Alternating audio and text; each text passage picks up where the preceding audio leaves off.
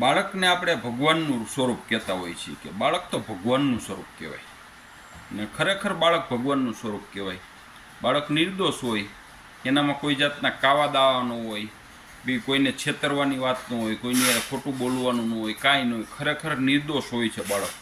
જ્યાં સુધી આ બાળક નિર્દોષ હોય ને ત્યાં સુધી એની અંદર ભગવાનનો 100% વાંક હોય છે. પછી મોટા થયા પછી બધી વસ્તુ આવતી હોય છે. તો જો બાળકનો ભગવાનમાં વાસ હોય તો ઘણી વખત એવું થતું હોય કે આપણે ભગવાનના મંદિરે ને બાળકને આમ પકડીને ધરાર પૈગે લગાડી. ક્યાંક એવો ટ્રાફિક હોય, માની લ્યો કે અત્યારે શ્રાવણ મહિનો હાલે છે, હું શ્રાવણ મહિનાના પહેલા સોમવારે સોમનાથ દર્શન કરવા ગયો હતો અને ત્યાં ટ્રાફિક એવો બધો હતો કે 3 કલાકની લાઈન હતી. હવે એ 3 કલાકની લાઈનમાં નાના નાના બાળકોને લઈને ઘણા આવ્યા હતા, લાઈનમાં ઊભા હતા. હવે એક તો ગરમી એવી થતી હોય, લાઈન માણસોની ભી ટ્રાફિક હોય એટલે ગરમી એવી થતી હોય અને બાળકોને લઈને આવ્યા હતા. બાળક અકળાઈ જાય. 3 કલાક સુધી કન્ટિન્યુ બાળક ઊભું રહે ને એટલે બાળક અકળાઈ જાય. હવે ત્યાં લાઈનની અંદર ન પાણી પીવાની વ્યવસ્થા હોય કે બાળકને કંઈ ખાવાની વ્યવસ્થા ન હોય, છતાંય કે મારા છોકરાને શંકર દાદાના શ્રાવણ મહિનામાં દર્શન કરાવવા. પણ છોકરાને દર્શન કરાવવા, હજી છોકરો નાનો છે, એને ભગવાન વિશે માહિતી નથી, આટલો પરસેવો ઓળતો હોય, આટલી ગરમી થતી હોય, છતાંય આપણે છોકરાને દર્શન કરાવવાની જીદ કરીને તો એ ખોટી વસ્તુ છે. ઘણી વખત તો છોકરા રોતા હોય, તમે લાઈનમાં જુઓ ને તો છોકરા રોતા હોય, ગરમીની હિસાબે, ભૂખની હિસાબે રોતા હોય, છતાંય પકડીને આપણે ત્યાં દર્શન કરાવવા જાય.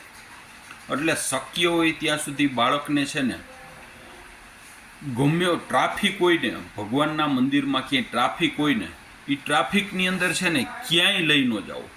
ભગવાન આપણે કદાચ બાળકને દર્શન કરાવવા હોય તો આડે દિવસે ગમે ત્યારે જતા હોય દર્શન કરાવી દેવાનું. પણ શ્રાવણ મહિનો કે 7મ 8મ હોય કે દિવાળી હોય કે તહેવારો હોય ને, એવો ટ્રાફિક હોય ને, એવા ટ્રાફિકની અંદર બાળકને કોઈ દિવસ ભગવાનના દર્શન કરવાનો આગ્રહ નહીં રાખવાનો.